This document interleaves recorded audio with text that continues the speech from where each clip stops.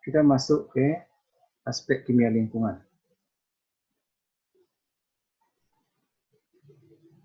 Kimia lingkungan.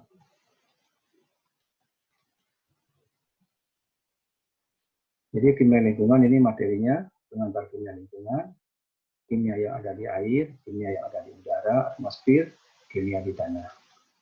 Kemudian akibat aktivitas alam, aktivitas manusia, lingkungan itu bisa menurun kualitasnya, disebut juga dengan terjadi pencemaran.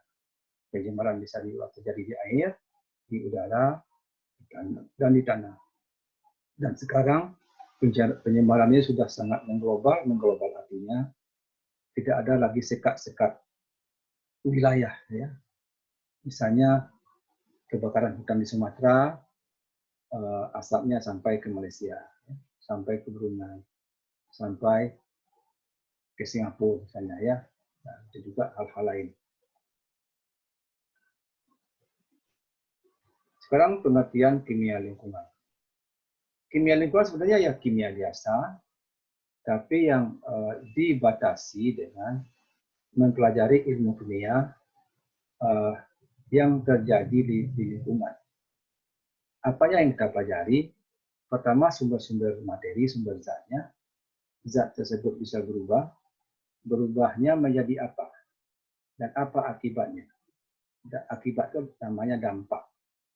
Dampak itu ada yang dampak yang menguntungkan disebut dampak positif. Kemudian dampak yang merugikan disebut dampak negatif.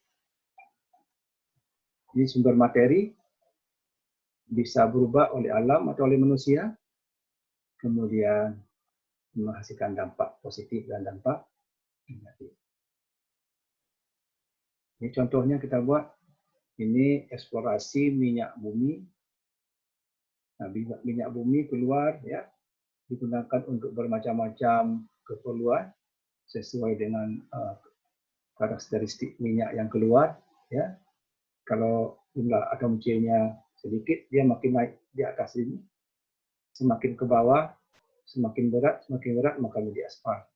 Nah, pemisahan ini dilakukan di pabrik petrokimia namanya, ya, petrokimia. Antara lain digunakan menggerakkan mesin pada pabrik.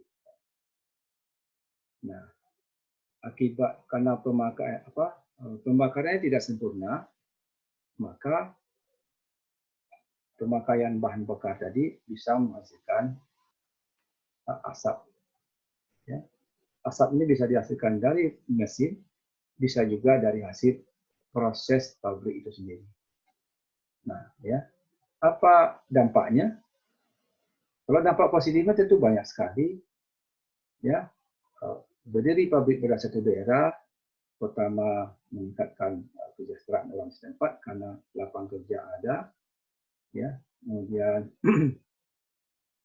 di samping orang bekerja langsung di sini, banyak lagi sektor lain yang bisa terbantu akibat berdirinya pabrik, sehingga ekonomi rakyat semakin naik, semakin bagus. Tapi di samping itu kalau tidak dikelola dengan baik, lingkungan bisa rusak. Nah, antara lain lagi digunakan untuk bahan bakar, ya. Nah, ini contohnya mobil yang bahan bakarnya solar. Ini tipikal tentang Indonesia ini, ya. Yang tidak pernah diukur berapa emisi yang keluar. Jadi selagi mobil kendaraan itu bisa jalan, boleh berjalan, ya. Nah, jadi biasanya semakin tua itu kendaraan, semakin tidak bagus pembakaran.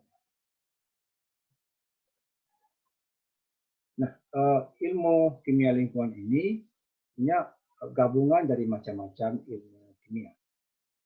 Kalau belajar tentang sumber dan sifat-sifat suatu materi, sifat zat, itu ada pada kimia material. Sedangkan perubahan-perubahan terjadi di lingkungan, ada yang kita golongkan kimianya kimia organik, bisa juga kimia anorganik. Kemudian kalau kita mengukur berapa kadar satu zat, nah mengukurnya ada dua cara, secara kualitatif dan secara kuantitatif. Kalau kualitatif kita mengukur ada tidaknya zat tersebut di situ. Kalau kuantitatif, mengukur berapa banyaknya zat tersebut. Misalnya kuantitatif kalau Anda pergunakan, menghitung kadar protein pada hewan A, hewan B.